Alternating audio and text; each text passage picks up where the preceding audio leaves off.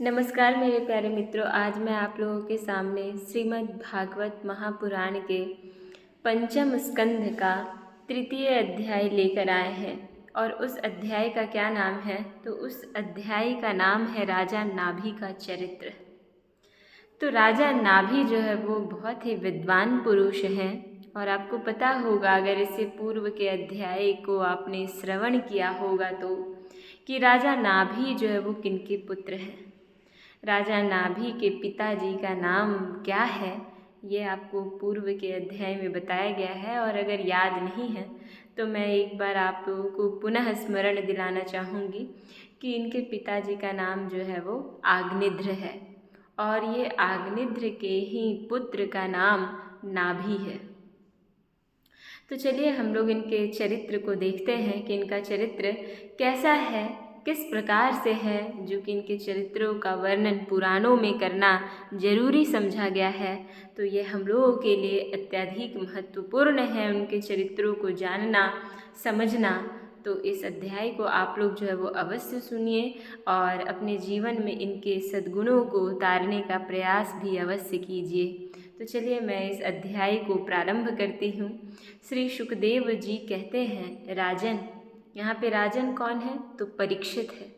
इन दोनों के मध्य में संवाद चल ही रहा था और राजन जो है वो प्रश्न किए जा रहे हैं और सुखदेव जी जो है वो उत्तर दे रहे हैं उन प्रश्नों का। तो श्री सुखदेव जी कहते हैं, राजन, आग्निध्र के पुत्र नाभि को कोई संतान न थी। किसी प्रकार के जो है वो उनके संतान नहीं थे। इसलिए उन्होंने अपनी भार्या मेरु देवी के सहित पुत्र की कामना से एकाग्रता पूर्वक भगवान यज्ञ पुरुष का यजन किया। जो पुत्र नाभि है, आग्निध्र का पुत्र नाभि है, उनका कोई भी संतान नहीं था। उन्होंने अपनी संतान की इच्छा के लिए अपनी पत्नी मेरु देवी सहित पुत्र की कामना से एकाग्रता पूर्वक उन्होंने जो है वो भगवान यज्ञ पुरुष को अर्थात भगवान विष्णु को उन्होंने यजन किया। यद्यपि सुंदर अंगों वाले श्री भगवान द्रव्य, देश, काल, मंत्र, ऋत्विज, दक्षिणा और विधि इन यज्ञों के साधनों से सहज में नहीं मिलते, है ना। इन यज्ञों के साधनों से जो भी आप मंत्र का उच्चारण करते हैं, काल, दिशा, दक्षिणा, ये सभी चीज़ों का ध्यान रखते हैं, इनसे भी सहजता पूर्वक जो है वो भगवान नहीं मिलते। तथापि वे भक्तों पर तो कृपा करते ही हैं। वे भक्तों पर जो है वो कृपा करते ही हैं। इसलिए जब महाराज नाभि ने श्रद्धा पूर्वक विशुद्ध भाव से उनकी आराधना की, तब उनका चित्त अपने भक्त का अभिष्ट कार्य करने के लिए उत्सुक हो गया। जब भी आप कोई भी कर्म कर रहे हों, या वो पूजा हो, या भोजन बना रहे हो, या अध्ययन कर रहे हो, या आप अध्यापन कर रहे हो, कोई भी कार्य हो, सभी कार्य जो है वो यज्ञ परक है। और वो यज्ञ की सफलता तभी होगी जब आप श्रद्धापूर्वक पवित्र हृदय से उन यज्ञों के कार्यों को निर्वहन कीजिएगा। तभी जो है वो फलदायी होता है और भगवान भी उससे जो है वो अत्यधिक प्रसन्न होते हैं। तो वही है कि विशुद्ध भाव से उनकी आराधना की, तब उनका चित्त अपने भक्त का अभिष्ट कार्य करने के लिए उत्सुक हो गया। भगवान का मन जो है वो उनके ऊपर जो है वो लग गया, उनके हृदय में लग गया। यद्यपि उनका स्वरूप सर्वथा स्वतंत्र है। किनका? भगवान का, भगवान यज्ञ पुरुष का। तथापि उन्होंने प्रवर्ग्य कर्म का अनुष्ठान होते समय उसे मन और नयनों को आनंद देने वाले अवयवों से युक्त अति सुंदर हृदय आकर्षक मूर्ति में प्रकट किया। उन्होंने अपने आप को प्रकट किया। जब वो यज्ञ का संचालन कर रहे थे तो अपने आप को जो है वो भगवान विष्णु प्रकट किए अपने आप को। उनके श्रीअंग में रेशमी पीताम्बर था। वक्षस्थल पर सुमनोहर श्रीवत्स चिन्ह सुशोभित था। भुजाओं में शंख, चक्र, गदा, पद्म तथा गले में वनमाला और कौस्तुभ मणि की शोभा थी। संपूर्ण शरीर अंग प्रत्यंग की कांति को बढ़ाने वाले किरण जाल मंडित मणिमय मुकुट, कुंडल, कंकण, करधनी, हार, बाजूबंद और नुपुर आदि आभूषणों से विभूषित था। ऐसे परम तेजस्वी चतुर्भुज मूर्ति पुरुष विशेष को प्रकट हुआ देख ऋत्विज, सदस्य और यजमान आदि सभी लोग ऐसे आह्लादित हुए जैसे निर्धन पुरुष अपार धनराशि पाकर फूला नहीं समाता है। फिर सभी ने सिर झुकाकर अत्यंत आदरपूर्वक प्रभु की अर्घ्य द्वारा पूजा की और ऋत्विजों ने उनकी स्तुति भी की। जो भी यज्ञ में ऋत्विज वहाँ पे उपस्थित थे, वो सभी ऋत्विज जो है वो जब भगवान अपने आप को प्रकट किए तो सभी ऋत्विज जो है वो अपने द्वारा अर्घ्य द्वारा जो है वो उनकी पूजा की और उनकी जो है वो स्तुति भी की। ऋत्विजों ने कहा, क्या कहा भगवान को कि पूज्यतम, हम आपके अनुगत भक्त हैं, आप हमारे पुनः पुनः अर्थात बार बार पूजनीय है, किंतु हम आपकी पूजा करना क्या जाने। हम ये मंद बुद्धि व्यक्ति, मुझे पूजा करना आपका नहीं आता है। हम तो बार बार सिर्फ और सिर्फ आपको नमस्कार करते हैं। ये हम सब लोगों के लिए है, समझ गए ना, कि अगर आपको पूजा अर्चना वंदना नहीं भी करने आ रहा है तो कृपया आप भगवान के प्रति जो है वो आपका आदर भाव होना चाहिए, आप उनको स्मरण करते रहिए, समझ रहे हैं। तो वही कह रहे, मुझे पूजा करने नहीं आती आपकी, हम तो सिर्फ बार बार आपके नमस्कार ही करते हैं। इतना ही हमें महापुरुषों ने सिखाया है। आप प्रकृति और पुरुष से भी परे हैं, ऊपर है आप। और क्या है, फिर प्राकृत गुणों के कार्यभूत इस प्रपंच में बुद्धि फंस जाने से आपके गुणगान में सर्वथा असमर्थ ऐसा कौन पुरुष है जो प्राकृत नाम, रूप एवं आकृति के द्वारा आपके स्वरूप का निरूपण कर सके। आप साक्षात परमेश्वर हैं। आपके परम मंगलमय गुण संपूर्ण जनता के दुखों का दमन करने वाला है। यद्यपि अर्थात यदि कोई उन्हें वर्णन करने का साहस भी करेगा तो केवल उनके एक देश का ही वर्णन कर सकेगा। आपके जो अवयव हैं, आपके जो शरीर का जो विस्तार है वो अत्यंत है, वो अनंत है, वो बृहत है। अगर कोई मनुष्य आपका बखान करेगा भी तो सिर्फ और सिर्फ आपके एक देश के, आपके संपूर्ण अंगों के एक देश का ही जो है वो बखान कर पाएगा, वो वर्णन कर पाएगा। कहने का मतलब है कि सिर्फ नाक का ही वो वर्णन कर पाएगा, किसी भी संपूर्ण शरीर के किसी एक भाग को ही वो वर्णन कर पाएगा। उनमें उतना सामर्थ्य नहीं है हम आम मनुष्यों में कि उनके संपूर्ण अंगों को एक साथ वर्णन कर सके। इस प्रकार से जो है वो ऋत्विज लोग कह रहे हैं। और क्या कह रहे हैं, किंतु प्रभो, यदि आपके भक्त प्रेम गदगद वाणी से स्तुति करते हुए सामान्य जल, विशुद्ध पल्लव, तुलसी और दूब के अंकुर आदि सामग्री से ही आपकी पूजा करते हैं तो भी आप सब प्रकार संतुष्ट हो जाते हैं। हमें तो अनुराग के सिवा इस द्रव्य काल आदि अनेकों अंगों वाले यज्ञ से भी आपका कोई प्रयोजन नहीं दिखाई देता। ऐसा ऋत्विज लोग कह रहे हैं, क्योंकि आपके स्वतः ही क्षण क्षण में जो संपूर्ण पुरुषार्थों का फल स्वरूप परमानंद स्वभावतः ही निरंतर प्रादुर्भूत होता रहता है, आप साक्षात उसके स्वरूप ही हैं। इस प्रकार यद्यपि आपको इन यज्ञ आदि से कोई प्रयोजन नहीं है, तथापि अनेक प्रकार की कामनाओं की सिद्धि चाहने वाले हम लोगों के लिए तो मनोरथ सिद्धि का पर्याप्त साधन यही होना चाहिए। भले ही ये यज्ञ इत्यादि से बहुत कुछ भगवान को खुशी नहीं मिलता है, फिर भी हम सब के लिए अपनी इच्छाओं को पूर्ति करने हेतु यही मुख्य साधन जानना चाहिए। कौन सा? यज्ञ इत्यादि। आप ब्रह्मा आदि परम पुरुषों की अपेक्षा भी परम श्रेष्ठ है। हम तो यह भी नहीं जानते कि हमारा परम कल्याण किसमें है, और न हमसे आपकी यथोचित पूजा ही बनी है। तथापि जिस प्रकार तत्वज्ञ तत्व को जानने वाला पुरुष बिना बुलाए भी केवल करुणावश अज्ञानी पुरुषों के पास चले जाते हैं, उसी प्रकार आप भी हमें मोक्ष संज्ञक अपना परम पद और हमारी अभिष्ट वस्तुएं प्रदान करने के लिए अन्य साधारण यज्ञ दर्शकों के सामान यहाँ प्रकट हुए हैं।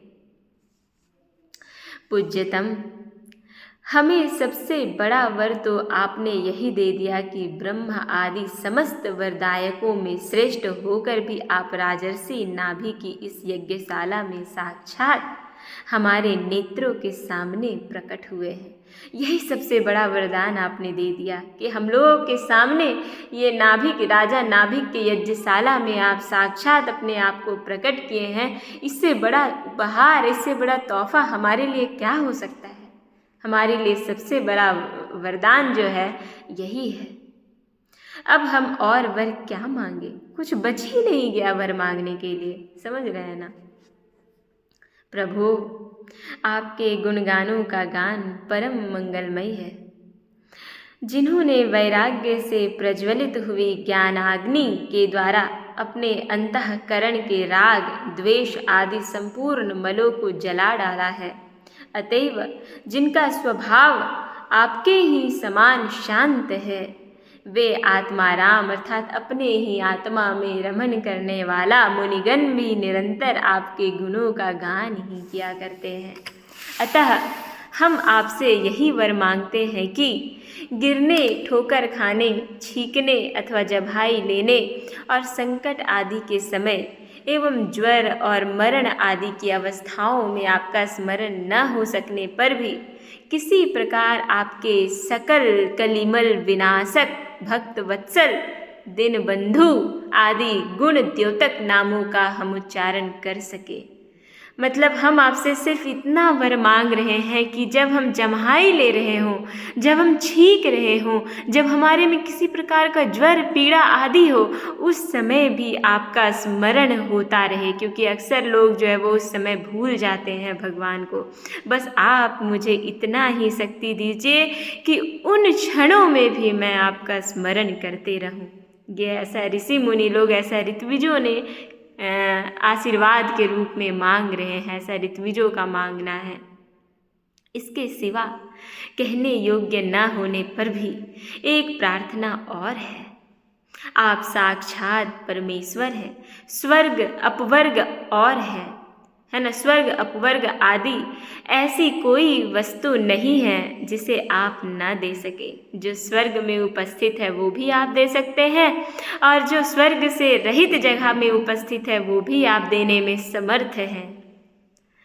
तथापि जैसा कोई कंगाल किसी धन लुटाने वाले परम उदार पुरुष के पास पहुंचकर भी उससे भूसा ही मांगे, उसी प्रकार हमारे यजमान ये राजर्षि नाभि संतान को ही परम पुरुषार्थ मानकर अपने ही समान पुत्र पाने के लिए आपकी आराधना कर रहे हैं। यह कोई आश्चर्य की बात नहीं है। आपकी माया का पार कोई नहीं पा सकता है, और न वह किसी के वश में ही आ सकती है। जिन लोगों ने महापुरुषों के चरणों का आश्रय नहीं लिया, उनमें ऐसा कौन है जो उसके वश में नहीं हो सकता?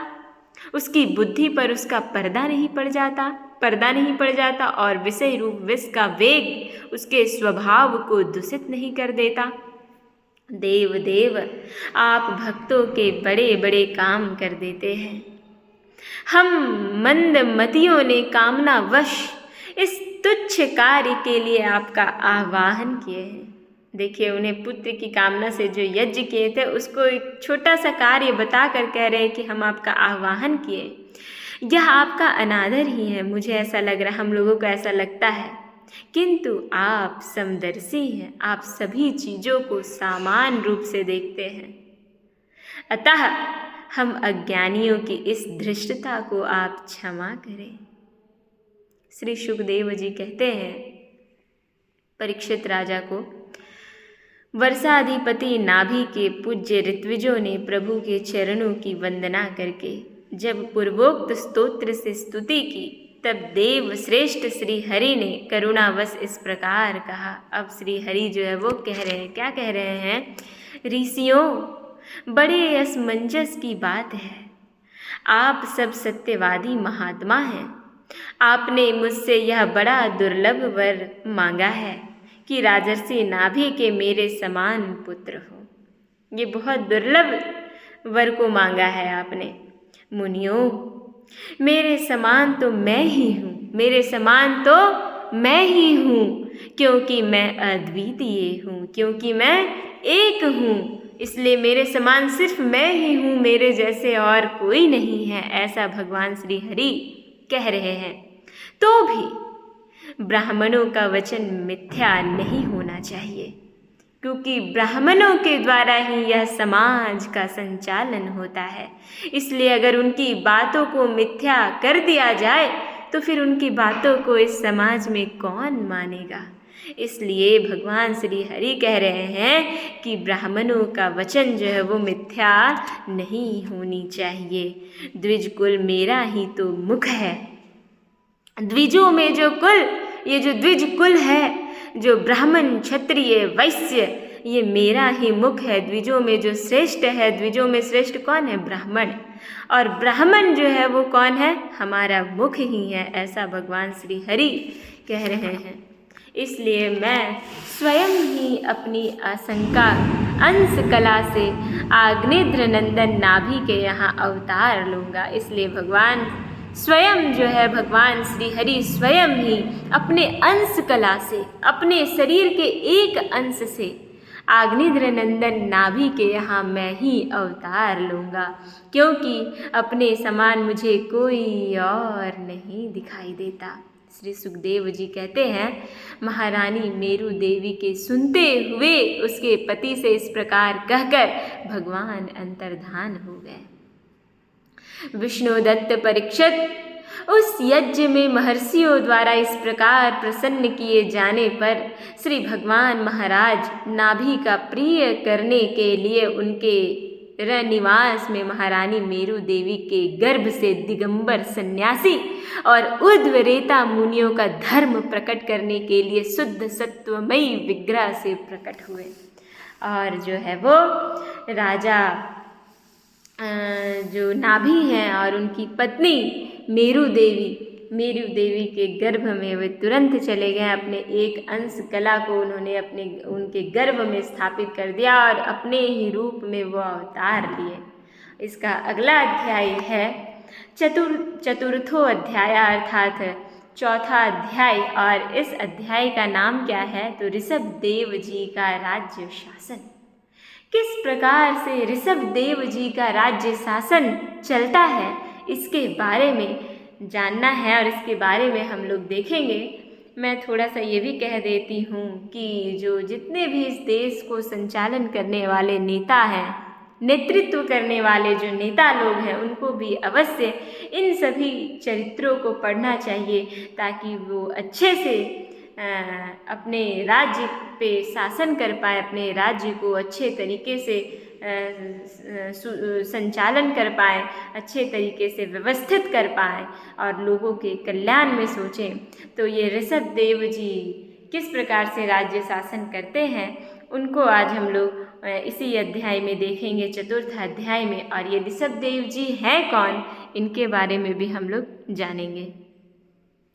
श्री सुखदेव जी कहते हैं, श्री सुखदेव जी जो है वेद व्यास जी के पुत्र हैं। आपको पता होगा कि जब मैं श्रीमद् भागवत महापुराण जब प्रारंभ की थी, उसी समय इनका बखान जो है वो अत्यधिक मात्रा में किया गया था।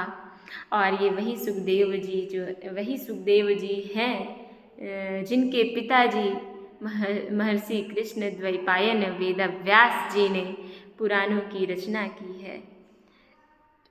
वही सुखदेव जी राजा परीक्षित को, अभिमन्यु पुत्र परीक्षित को इस प्रकार की कथाओं को सुना रहे हैं।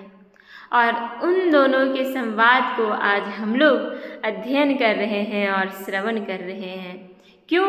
क्योंकि उनके चरित्रों को मैं अपने जीवन में उतार पाऊँ और अपने जीवन को सफल बना पाऊँ, इसलिए अपने समाज को एक उन्नत शिखर तक पहुँचा पाऊँ, अपने बच्चों को आगे चलने की रास्ता दिखा पाऊँ, अपने माता पिताओं को अपनी पौराणिक कथाओं को सुना पाऊँ। इसलिए इन कथाओं को सुनना और पढ़ना अत्यंत आवश्यक हो जाता है एक सनातनियों के लिए।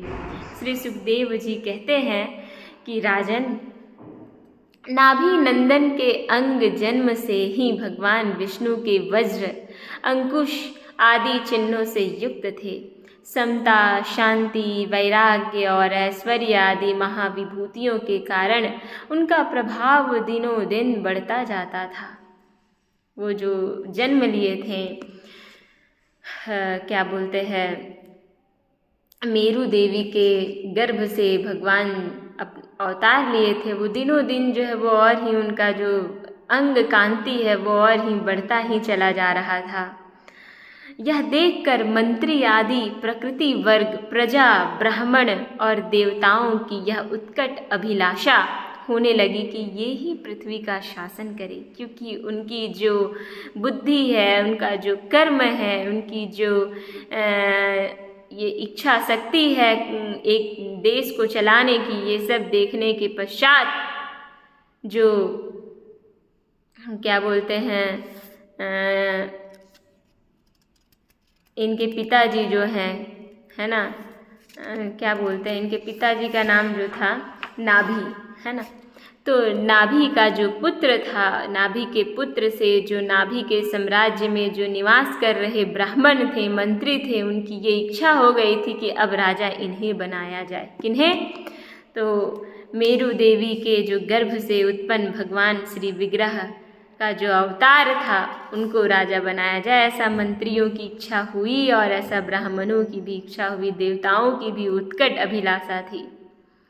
उनके सुंदर और सुडौल शरीर, विपुल कीर्ति, तेज, बल, ऐश्वर्य, यश, पराक्रम और शूर वीरता आदि गुणों के कारण महाराज नाभि ने उनका नाम ऋषभ, ऋषभ अर्थात श्रेष्ठ, ऋषभ का मतलब होता है श्रेष्ठ, उनका नाम यही रखा गया। तो नाभि का पुत्र जो था, नाभि के पुत्र का नाम क्या था?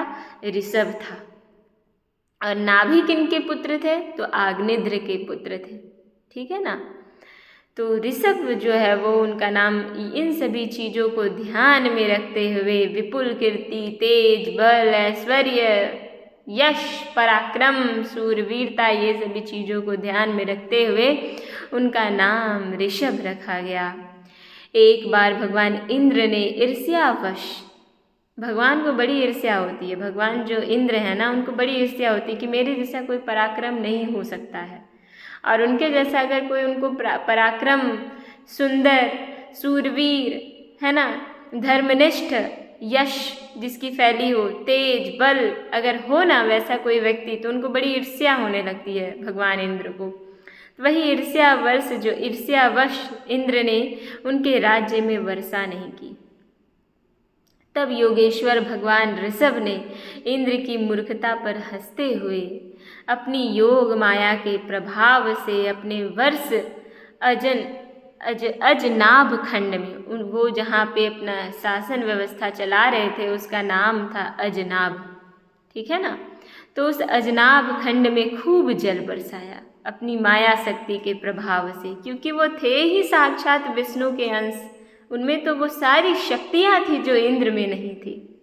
इंद्र को ये बात पता ही नहीं है ना। इंद्र अपने ही मद में चूर हमेशा रहते थे। महाराज नाभि अपनी इच्छा के अनुसार श्रेष्ठ पुरुष पाकर अत्यंत आनंद मग्न हो गए थे। अब कोई पिता क्यों न खुश हो। इतना सुंदर पुत्र, गुणवान पुत्र, बुद्धि युक्त पुत्र, शूरवीर पुत्र मिला है तो वो क्यों नहीं प्रसन्न होंगे। वो अत्यंत आनंदित हो रहे थे और अपनी ही इच्छा से मनुष्य शरीर धारण करने वाले पुराण पुरुष श्री हरि का सब प्रेम लालन करते हुए उन्हीं के लीला विलास से मुग्ध होकर वत्स तात ऐसा गदगद वाणी से कहते हुए बड़ा सुख मानने लगे।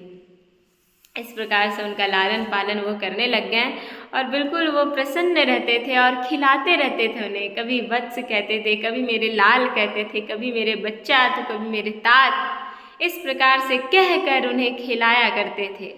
राजा नाभि जब उन्होंने देखा कि मंत्रिमंडल, नागरिक और राष्ट्र की जनता ऋषभ देव से बहुत प्रेम करती है तो उन्होंने उन्हें धर्म मर्यादा की रक्षा के लिए राज्याभिषिक्त करके ब्राह्मणों की देख रेख में छोड़ दिया। आप अपनी पत्नी मेरु देवी के सहित बद्रिका आश्रम को चले गए और जो राजा नाभि थे वो अपने पुत्र का राज्याभिषेक कर ब्राह्मणों के ये में हाथ में सौंप दिए और अपनी पत्नी मेरु देवी के साथ जो है वो बद्रिका आश्रम में चले गए। वहाँ अहिंसा वृत्ति से, जिससे किसी को उद्वेग ना हो, ऐसी कौशल पूर्ण तपस्या और समाधि योग के द्वारा भगवान वासुदेव के नर नारायण की आराधना करते हुए समय आने पर उन्हीं के स्वरूप में लीन हो गए। पांडुनंदन, राजा नाभि के विषय में यह लोकोक्ति प्रसिद्ध है। राजा नाभि के उदार कर्मों का आचरण दूसरा कौन पुरुष कर सकता है। जिनके शुद्ध कर्मों से संतुष्ट होकर भगवान साक्षात श्री हरि उनके पुत्र हो गए थे। महाराज नाभि के समान ब्राह्मण भक्त भी कौन हो सकता है। जिनकी दक्षिणा आदि से संतुष्ट हुए ब्राह्मणों ने अपने मंत्र बल से उन्हें यज्ञशाला में साक्षात श्री विष्णु भगवान से दर्शन करा दिए। भगवान ऋषभ देव ने अपने देश अजनाभ खंड को कर्म भूमि मानकर लोक संग्रह के लिए कुछ काल गुरुकुल में वास किए। गुरुदेव को यथोचित दक्षिणा देकर गृहस्थ आश्रम में प्रवेश करने के लिए उनकी आज्ञा ली। किनकी? तो अपने गुरुजनों की। फिर लोगों को गृहस्थ धर्म की रक्षा देने के लिए देवराज इंद्र की दी हुई उनकी कन्या जयंती से उन्होंने विवाह किया। तो राजा नाभि जो थे, जिनका पुत्र ऋषभ देव थे, उनकी विवाह जो है वो इंद्र के द्वारा दी हुई कन्या जयंती से उन्होंने विवाह किया तथा श्रौत स्मार्त दोनों प्रकार के शास्त्रोपदिष्ट कर्मों का आचरण करते हुए उसके गर्भ से अपने ही समान गुण वाले 100 पुत्र उत्पन्न किए। और फिर जो है वो जयंती से जो है वो नाभि पुत्र ऋषभ ने 100 पुत्र उत्पन्न किए। उनमें महायोगी भरत जी सबसे बड़े और सबसे अधिक गुणवान थे। और जो ऋषभ का जो पुत्र था भरत, वो बहुत ही महायोगी थे। कैसे थे? बहुत ही महायोगी और विद्वान थे और वो सबसे बड़े थे इस और अधिक गुणवान भी थे। उन्हीं के नाम से लोग इस अजनाभ खंड को भारतवर्ष कहने लगे।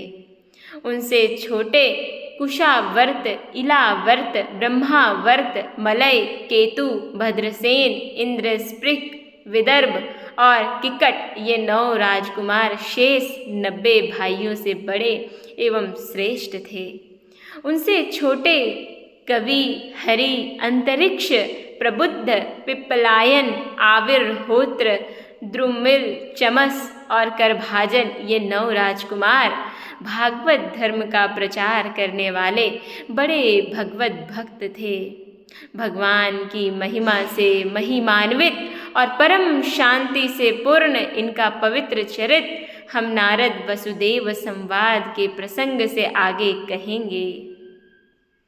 इनसे छोटे जयंती के 81 पुत्र पिता की आज्ञा का पालन करने वाले अति विनीत महान वेदज्ञ और निरंतर यज्ञ करने वाले थे।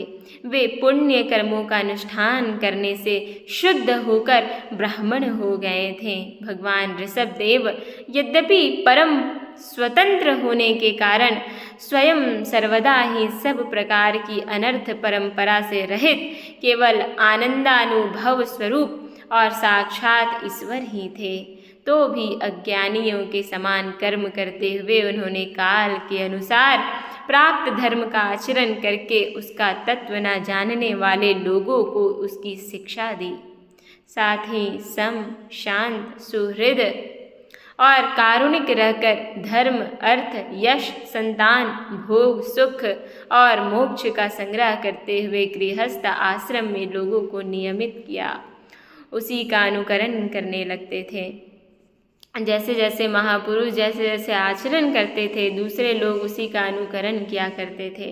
यद्यपि वे सभी धर्मों के सार रूप वेद के गूढ़ रहस्यों को जानते थे, तो भी ब्राह्मणों की बतलाई हुई विधि से साम, दान आदि नीति के अनुसार ही जनता का पालन करते थे। उन्होंने शास्त्र और ब्राह्मणों के उपदेशानुसार भिन्न भिन्न देवताओं के उद्देश्य से द्रव्य, देश, काल, आयु, श्रद्धा और ऋत्विज आदि से सुसंपन्न सभी प्रकार के 100 यज्ञ किए। भगवान ऋषभदेव के शासनकाल में इस देश का कोई भी पुरुष अपने लिए किसी से भी अपने प्रभु के प्रति दिन दिन बढ़ने वाले अनुराग के सिवा और किसी प्रकार की कभी इच्छा नहीं करता था। यही नहीं, आकाश कुसुमादि अविद्यमान वस्तु की भांति कोई किसी की वस्तु की ओर दृष्टिपात भी नहीं करता था। एक बार भगवान ऋषभदेव घूमते घूमते ब्रह्मावर्त देश में पहुँचे। वहाँ बड़े बड़े ब्रह्मर्षियों की सभा में उन्होंने प्रजा के सामने ही अपने समाहित चित्त तथा विनय और प्रेम के भार से सुसंयत पुत्रों को शिक्षा देने के लिए इस प्रकार कहा। अब वो क्या कहते हैं? ऋषभदेव ब्रह्मावर्त देश पहुंचकर वो अगले अध्याय में हम लोग जानेंगे। इनकी कथा बहुत ही सारगम्य है, बहुत ही अच्छा है, ये अपने जीवन में उतारने योग्य है। मेरे प्यारे मित्रों, ये अध्याय जो है ये जो 2 अध्याय मैंने आपके पास पढ़ा, ये 2 अध्याय आपके जीवन को कहीं ना कहीं बदलने में अवश्य भूमिका निभाएगी। सही दिशा में, सही मार्ग में, धर्म क्षेत्र में जाने के लिए आपको ये अवश्य ही दिशा निर्देश करेगी ये कथा, मेरी ऐसी मानना है। और राजा नाभि ये इतने महान व्यक्तित्व वाले इंसान थे कि आप सोच भी नहीं सकते। आप इससे अनुमान लगा सकते हैं कि भगवान विष्णु ने ही स्वयं इनकी पत्नी मेरु देवी के गर्भ में आकर और अवतार लिया। अब आप सोच सकते हैं इन्होंने कितना बड़ा कर्म किया होगा अपने जीवन में, कितने जन्मों तक इन्होंने कर्म को संग्रहित किया होगा, धर्म की मर्यादाओं का पालन किया होगा, तब जाकर ऐसा कुछ हो पाया। इसलिए मेरे प्यारे मित्रों, आपको भी मैं यही कहना चाहूँगी कि हमेशा धर्म, कर्म और सत्य के मार्ग पे हमेशा आप चलते रहिए। आपकी जीत इस जन्म में ना हुई परंतु अगले जन्म में अवश्य होगी, ऐसा हमारा शास्त्र कहता है। आपको आत्मविश्वास स्वयं पे होना चाहिए कि आप अपने कर्म पे संतुष्ट, कर्म से संतुष्ट है या नहीं, जो आप कर्म कर रहे हैं वो सत्य पर आश्रित है या नहीं। आप अगर आपको ऐसा फील हो रहा है अंदर से, तो आप समझिए कि आप सही मार्ग में चल रहे हैं। जिस दिन आपको अपने कर्म से संतुष्टि मिलने लगेगी ना, तभी आप समझिएगा कि हम सही मार्ग पे, धर्म के मार्ग पे, सही कर्म के मार्ग पे, यज्ञों के मार्ग पे, ऋषि मुनियों के द्वारा बताए हुए मार्ग पे चल रहा हूँ। नमो नमः। नमः संस्कृताय। ओम नमो भगवते वासुदेवाय नमः। ओम।